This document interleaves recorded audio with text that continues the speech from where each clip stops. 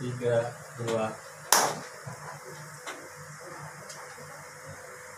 Om Swastiastu, selamat malam Sobat Lentera TV, apa kabar?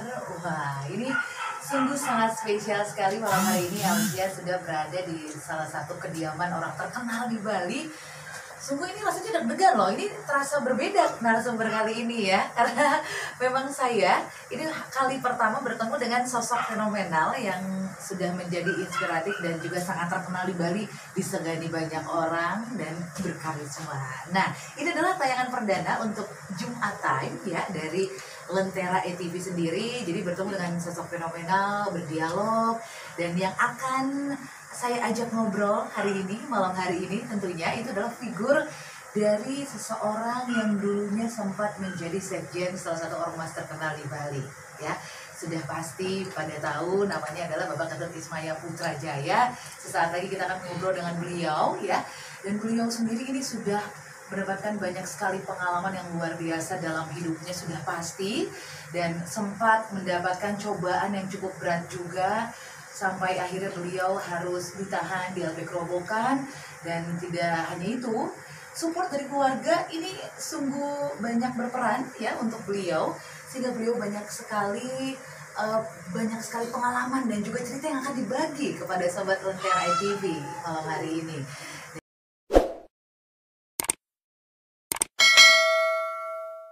Saya tidak boleh berbohong, saya tidak boleh sombong, dan saya harus sesuai apa yang saya ucapkan, hati saya dan pikiran saya harus menyatu dalam diri saya untuk apa yang saya pikirkan dan ucapkan harus sama. Itulah yang saya bawa, makanya saya bisa tanpa prasarana apapun, saya bisa menghadirkan roh di dalam badan manusia. Orang, saya tahu kehidupan reinkarnasi zaman apa, itu contoh yang bisa saya lakukan. Dan begitupun interaksi saya dari 2009 sih saya dituntun oleh alam. 2009 saya dituntun alam. Sebelum saya masuk ke dalam itu, dan saya mengalami hal yang berat untuk proses hukuman, walaupun itu dibilang melanggar HAM dan segala macam, tapi saya terima saja sebagai proses alam Tuhan. Biarkan Tuhan yang akan menentukan apapun jalan terbaik, karena Tuhan mungkin lebih tahu dibandingkan saya, dibandingkan kita manusia. Jadi ketika saya ikhlas, Tuhan berikan berkah. Itu yang saya jalani dan saya terima ya. Dan berkah paling besar apa yang diambil oleh Birum di mana nih Kak dapat cobaan tersebut ini? Ya. Saya berkahnya adalah yang tidak bisa saya ini ya, ketika ada tawaran uang 1 T, jangan miliar T loh. Jangan masuk penjara, saya kasih uang 1 T. Saya selalu bercerita sama orang-orang yang ketika nanti atau masuk penjara tidak dapat uang, saya pilih saya masuk penjara walaupun saya tidak dapat uang. Kenapa? Karena saya bicara sama Tuhan. Begini ceritanya. Ketika saya bicara sama Tuhan, ya saya sudah semakin gemuk ya. Saya semakin melebar. Cerita ketika saya bicara sama Tuhan, pas suatu saat saya bertanya kepada Tuhan yang menuntun saya, benarkah engkau Tuhan? Iya, saya Tuhan. Bagaimana wujud dan bentukmu Tuhan? Agar saya yakin dan percaya bahwa engkau adalah Tuhan sang pencipta alam semesta, bahwa engkau yang berbicara pada hamba selama ini. Tuhan berkata, kau tidak percaya padaku? Tidak. Aku ingin melihat wujudmu Tuhan, ingin melihat wujud dan bentukmu. Lalu Tuhan berkata, ketika engkau ingin lihat wujud dan bentuk, bisakah engkau melihat wujud dari laparmu? Kamu merasakan lapar? Bagaimana rasanya lapar? Terasa lapar. Kita merasakan ketika kita nggak makan berapa hari, lapar itu akan terasa. Seperti apa rasa lapar itu, dan bagaimana rasa lapar itu? Seperti apa yang kita rasakan? Jadi saya merasakan itu, untuk rasa lapar itu, dan tidak bisa kita gambarkan. Seperti itu dah Tuhan. Kau merasakan diriku, tapi tidak bisa kau gambarkan bagaimana wujud dan bentukku. Yang gitu. Dan saya diam, saya lagi bertanya. Tapi ketika saya makan, Tuhan, saya kan kenyang. Hilang lapar saya. Tuhan lagi menjawab. Ketika engkau berdoa, apakah engkau tidak tenang? Karena aku yang datang kepadamu. Woi, nangis. Nangis saya di penjara karena ketika saya merasa semua orang menghina saya, merendahkan saya, tidak menganggap saya, dan saya karena karma saya dihukum di penjara. Di situ saya menangis karena terharu. Tuhan nyata kepada saya. Tuhan betul-betul sayang kepada saya. Sampai hari ini saya merasakan berkah Tuhan ketika saya semakin banyak saya punya teman saudara yang mau menganggap saya sebagai saudara.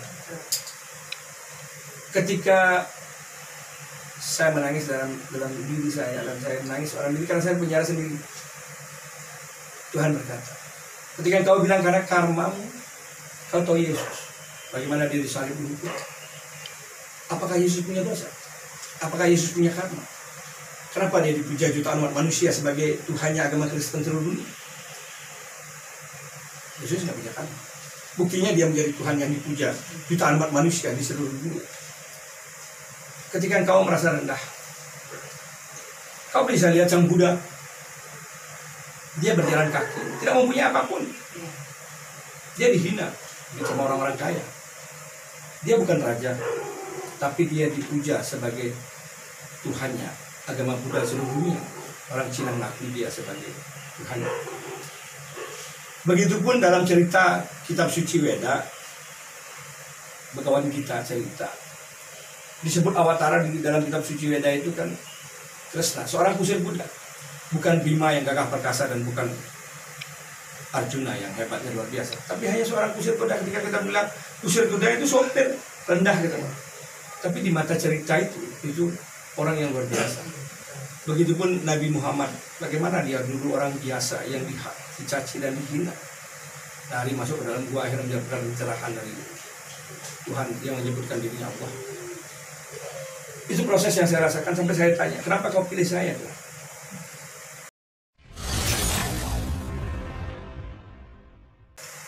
Pelajarannya adalah, saya tanya Tuhan, ada berapakah dirimu Tuhan? Satu sama seperti diri. Jika saya dipanggil di spiritual, saya dipanggil Dro Mangkubima. Ketika saya dulu di Ormas, di teman-teman saya dipanggil Ketut Ismail. Ketika saya maju ke DPD, saya dipanggil Pak Kris. 3 nama saya ada sama. Kalau orang nggak kenal, pasti 3 orang berbeda.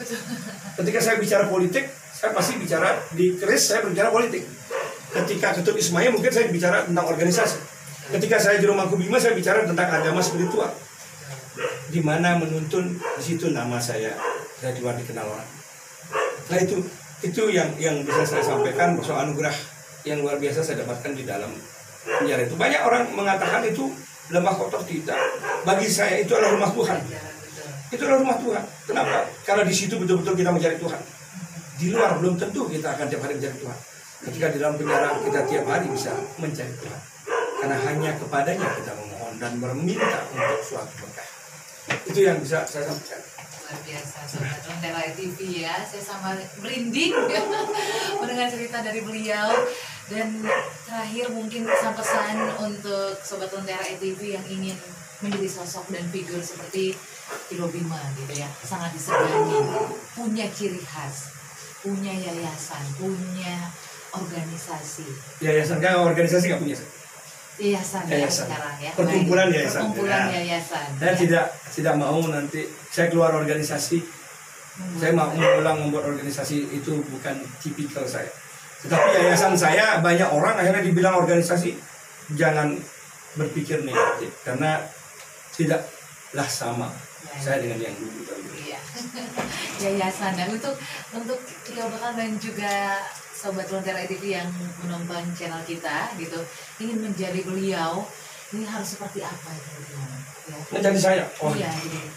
Dimulai dari kepercayaan diri kah, atau mungkin punya tekad yang kuat untuk membela negara kah gitu, untuk sosok yang menginspirasi orang gitu. Saya hanya bilang kepada generasi muda. Iya betul. Nah, generasi saya yang di bawah. Ya, yang generasi sama, berani gitu. Generasi yang di atas saya mungkin beliau lebih pintar dan lebih hebat dibandingkan saya. Tapi generasi muda, adik-adik saya, anak-anak saya nantinya, marilah berbuat dan berlaku dengan sepenuh hati. Dan ingatlah bahwa engkau mempunyai saudara lebih banyak, itu adalah berkah. Jangan kau kecilkan dan sedikitkan dirimu, banyakkanlah saudaramu. Dimanapun engkau berada, engkau akan bisa hidup karena engkau mempunyai saudara di mana-mana. Dan bawalah kejujuran dan semangatmu. Ingatlah, Tuhan pasti membawamu di dalam proses kebenaran. Tuhan pasti melindungimu. Jangan pernah ada ketakutan dan keraguan-raguan ketika engkau membawa kebenaran. Mati pun, kau mendapatkan tempat terbaik. Karena Tuhan akan berikan itu. Nah itu yang biasa. Anak-anak petuahnya bisa diambil langsung ya, dan bisa dijadikan pedoman hidup untuk para generasi milenial yang zaman sekarang mungkin masih bingung untuk menghadapi banyak sekali masalah, ingin bisa vokal. Jujur dulu, tenang dulu, lalu perbanyaklah saudara. Menurut Jero Bima sendiri ya. Jero Bima, terima kasih banyak untuk waktunya. Terima kasih sama-sama, sukses Mbak. Ya. Semoga di hari kemerdekaan ini pas dibuat tanggal 17 Agustus mempunyai semangat kemerdekaan. Betul. Sekarang pemerintah khususnya banyak sekali aturan yang harus kita patuhi.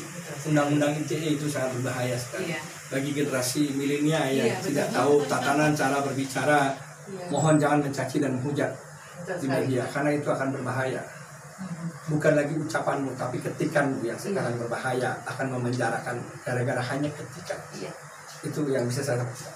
Iya, betul sekali, sangat setuju sekali. Kita akan bertemu lagi dengan banyak figur-figur luar biasa yang sangat dikenal di Bali. Sekali lagi sukses Jero Bima untuk waktunya. Salam Kesatria Cruz saya. Wah, ini saya. Gimana? Salam Kesatria. Terima kasih, Pak. Iya, dan kita akan bertemu lagi Jumat depan di Jumat Time di Lentera ETV. Om Santi Santi. Om Santi Santi. Terima kasih.